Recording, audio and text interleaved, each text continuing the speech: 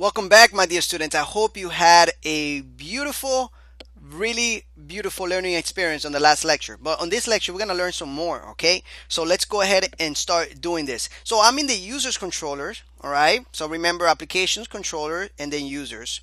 And now on the last lecture, we created this insert here. We're going to create an update, all right, method for the user controller. So I'm just going to copy everything there. I'm just going to paste it right here, and I'm going to call this update. All right, that's what I'm going to do. And of course, we're going to create a method in the user model in a minute, and I'm just going to say update users. I'm going to call this update users. So I'm modifying it. All right, so I'm going to update the Peter name that we have in the database, and I'll show you right now where it is. If I refresh here, you can see that we have that Peter and the secret. I'm going to update that for William and secret, maybe something not so secret. All right, so I'm just gonna change that to William, and then the password I'm going to say not so secret. All right, that's going to be the string for that password. All right, now we also need to pass in a ID, right? Because we can't just pass in this data right here, all right, where we don't have an ID.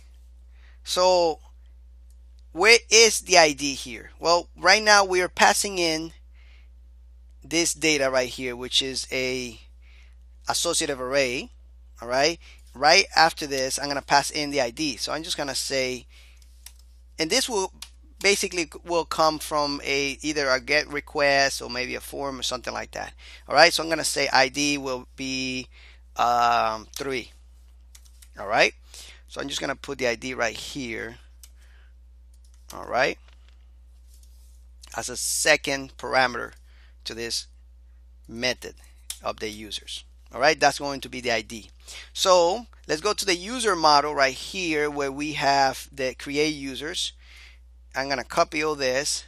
I'm going to paste it right here. I'm going to update. I'm going to change the name to update users. All right, perfect. And then here, instead of this, we will say update users. So update in the users table with the data.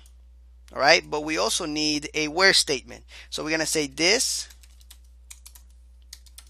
all right, db where, and here we could say either we could put the two parameters normally, like the ID, right? Actually, let's make sure that we pass in the data, the ID also here. All right, remember that. So we can say the ID, where ID equals the ID, or we can just do it with a associative array, which I prefer to say something like where ID equals ID. And really no difference. It's up to you. I like to do it like this. It's not that much different. Maybe it's speed wise is a little different. I haven't checked yet. So this db where ID equals this ID. All right, so that's what we're gonna do. So let's go and visit the update, all right, on that specific, the update method in that controller.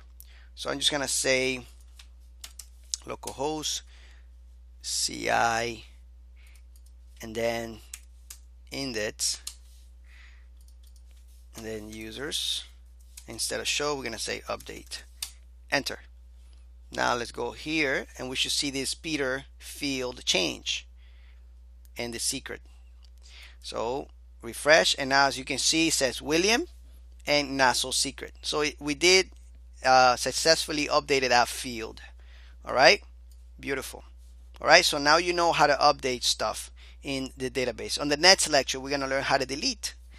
So thank you so much, and I'll see you in the next one. Keep having some fun, keep enjoying the course, keep active. What you're learning here is super valuable, especially for jobs. All right, take care.